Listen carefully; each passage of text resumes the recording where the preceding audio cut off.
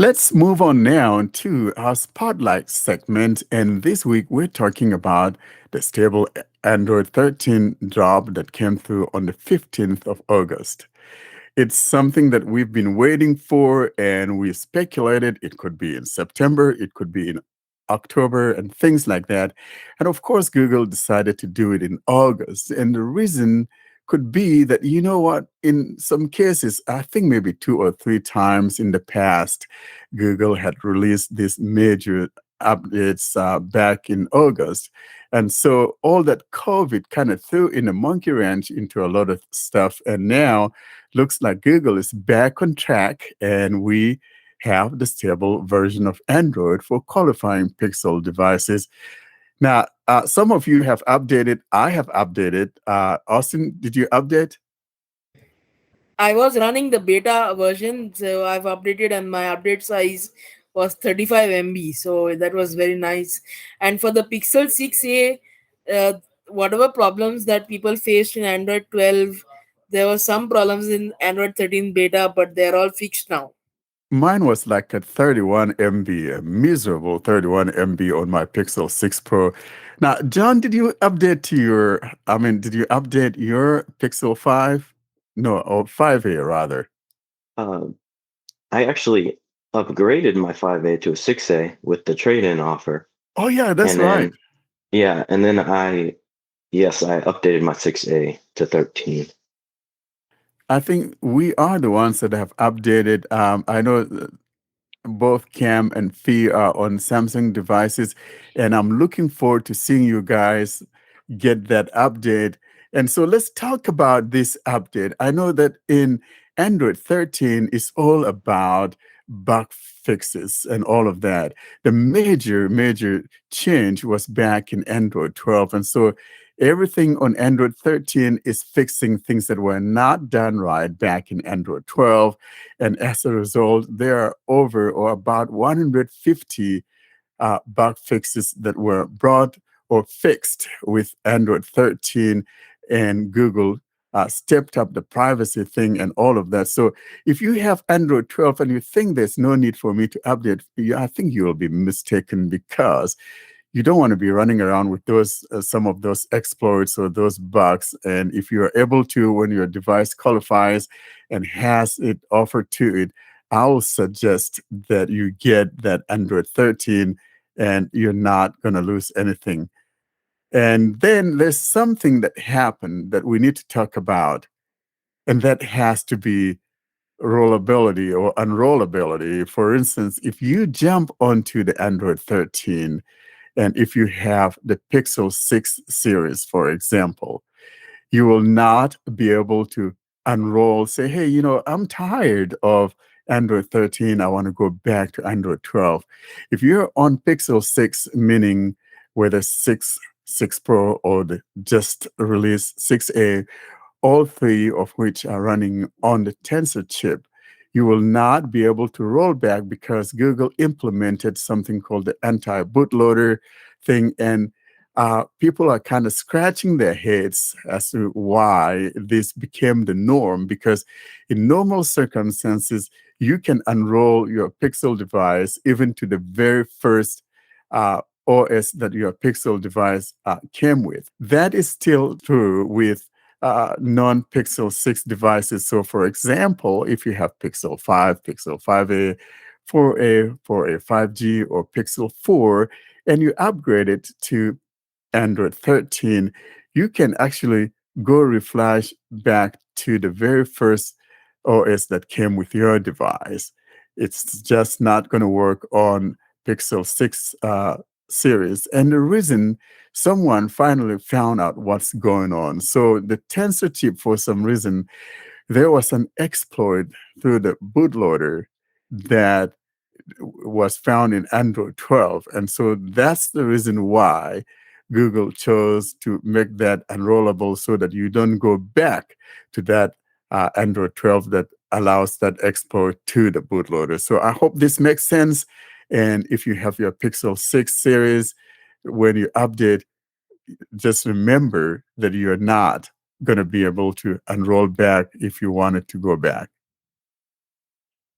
Well, I personally, it doesn't affect me. I've known that I always could go back, but I've never even been tempted to want to go back to the previous Android version. I always want to be on the up to date version of Android. And I think this is mostly, particularly with developers, that sometimes, want to do things and go back and try other things and things like that. But most of us, John, as you said, I wouldn't, there was no need. I was waiting for this to come through. And why I would go back to Android 12 will simply be beyond me. So I like the fact that, I have my Android 13.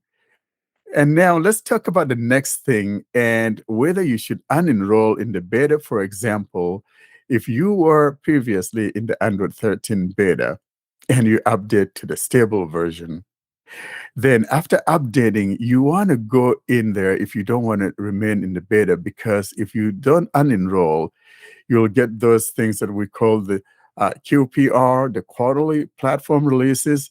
And these are the features, or these are the releases that Google will drop in what we call the feature drops. And I like being on those. And so for me, I have one device like my Pixel 4. I left that in the Android 13 beta because I want to be able to see what those feature drops are. And if any of you remember back in last year, I think it was, that some of the phones were, most especially running Android 11, Pixel phones did not get the multi-finger gestures. But if you got the feature drop that I believe came through in February, or was it March, then whether you're running Android 11 or Android 12, or in other words, whether you're not running Android 12 but Android 11, you still have those multi-finger gestures because of the result of the QRP, or QPR rather, that came through with that feature drop.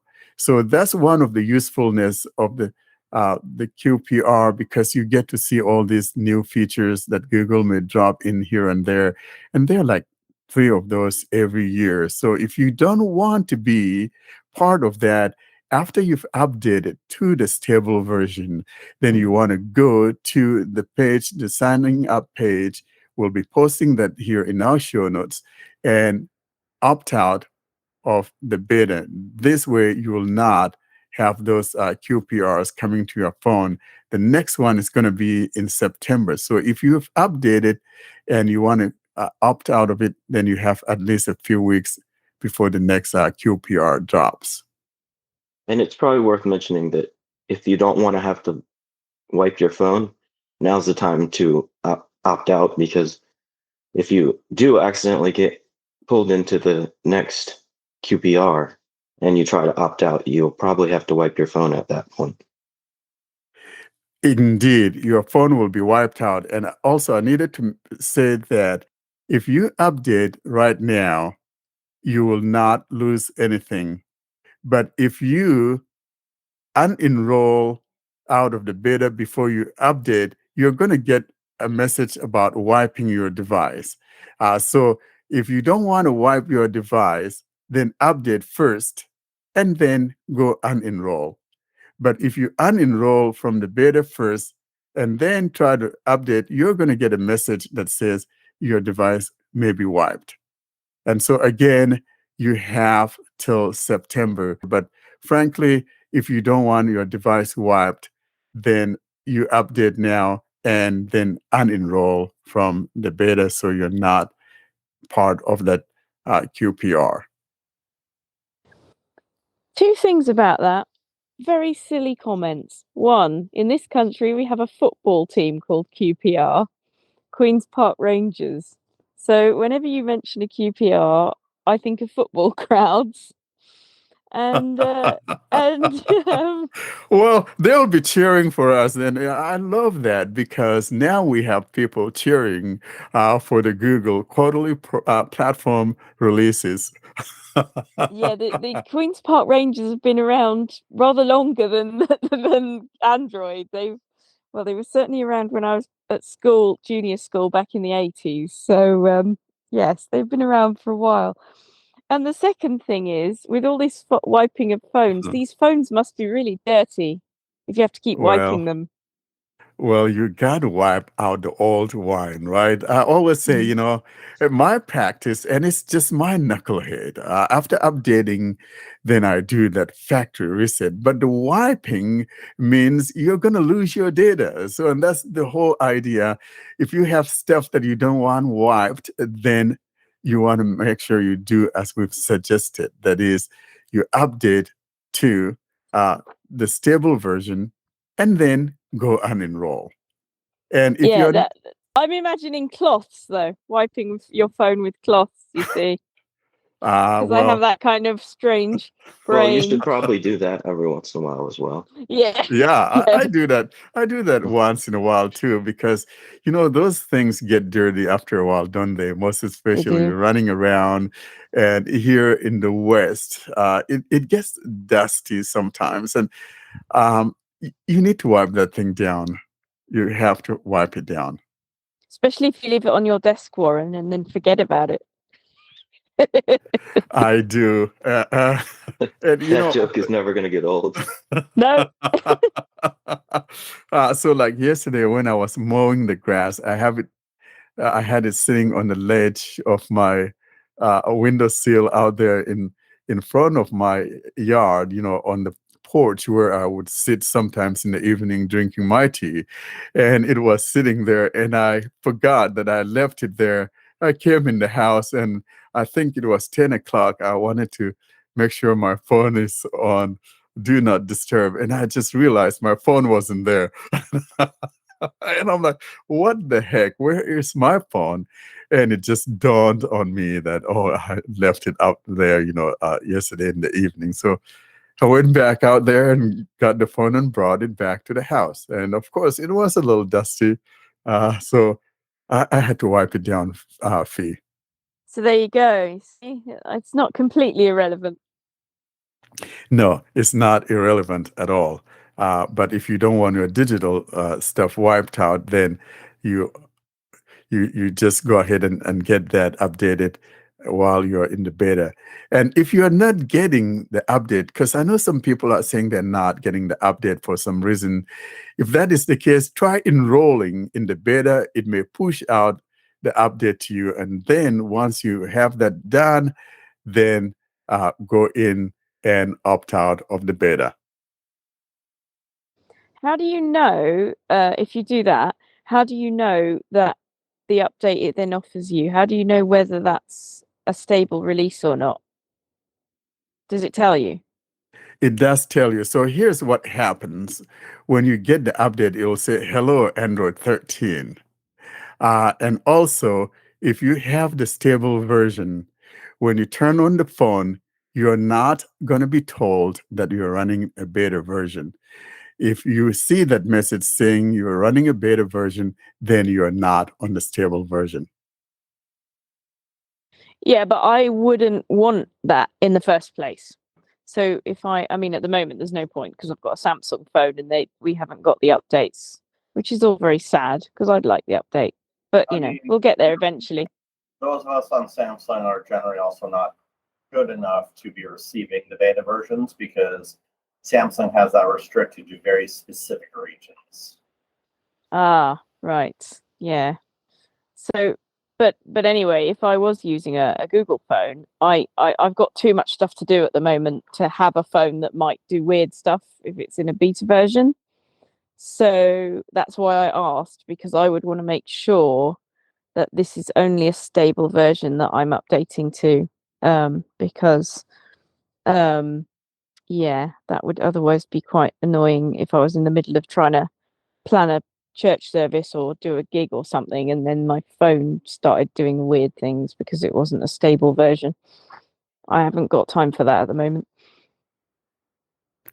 So let's talk about phones or manufacturers that may be pushing out Android 13 sooner than others. And I know that Samsung is one of those. And as we speak, the S22 series already have betas going on for them. So if you have that, you know that you're closer to getting the stable version because Samsung already has pushed that out. And then there's the OnePlus 10 series also has the beta. And Austin, you remember another thing, another phone? I think Xiaomi also has it if you have Xiaomi 12 or 12 Pro. And I think there's another phone that has the update. Nokia, I believe, is one of those that also has the beta version going on. So if you have any of these and qualifying versions or models of those phones, you could enroll in some of those betas, and then, of course, you could have a flavor of Android 13. And something tells me that Samsung, though, probably the stable version may come through in like October or somewhere in there. Last year, I think it was in November that they brought the stable version. So they keep improving every year. And like I have said, and I'll say it again, I think Samsung has become the gatekeeper of Android. Not even Google can touch what Samsung has to offer. I think they're going to launch ColorOS 13 by the end of this month or next month, first week. So then Vivo, Oppo, and OnePlus will get the Android 13 betas. Exactly. So those are some of the manufacturers or models that will be getting the beta or are already part of the beta. And like we said, they may even be getting the OS a stable version before the year ends. So I'm happy about what is going on in Android land. And so if you're looking forward to it, let us know how it is going for you if you get that update, and or if you have any problems or whatever the case may be. Let us know also what region you're in, especially if you're utilizing Samsung, because the fact that they do only release their betas in particular regions, not everybody will obtain it. So knowing where you can actually get the beta version for your Samsung device would be pretty awesome. And what about features? Because it seems a bit silly to just release a whole new, to go from 12 to 13 if we're not discussing any new features, because I don't know, it just doesn't seem like a very good selling point, really. Oh, this is to fix all the things we got wrong last year. Like, that's such a rubbish advert. Like, yeah, we broke it last year, now we're mending it. Well, we do have some new features, even though they are few, and we could talk about those features, especially. Hey, John, there's one important one for those that have a little bit of sight, or actually, even if you don't have sight, but you want to use the accessibility thing. John, you want to talk about, this was something that was bugging you that was in Android 12. And we got that corrected back to how it used to be with Android 13. I think it was the first beta of Android 13 that brought that back. You want to talk about that feature, John? Yeah, so it's the accessibility gesture. And if anybody's been in the Telegram group, I guess about 16 months ago, you'll remember I was raising hell. I was upset that they took away the accessibility gesture, which is basically before Android got the gestures, the navigation gestures, it used navigation buttons. And you could enable an accessibility button on that navigation bar, right? So when they added the gestures, in order to replace that accessibility button, they gave an accessibility gesture, which is to swipe up from the bottom of the phone with 2 fingers, or to swipe up from the bottom of the phone with 3 fingers if TalkBack is enabled, because you have to add the extra finger. And then for whatever reason, when they released Android 12, they got rid of the accessibility gesture. And if you used navigation gestures on your phone, you had to use this new floating accessibility button that I was not a fan of. And for those of you who don't know, the accessibility button and gesture, it'll toggle any accessibility feature you want on and off. So in my case, because I'm low vision, I used it for inverting my colors, because if I ever went to a page that was like all white, I couldn't see anything. So I would want to invert my colors. And I used the accessibility gesture for that. So I was upset that I couldn't have both. I couldn't use the navigational gestures rather than buttons and still have a quick way to toggle those features on and off without, having a floating button that kind of just gets in your way. So I'm glad they ended up bringing that back.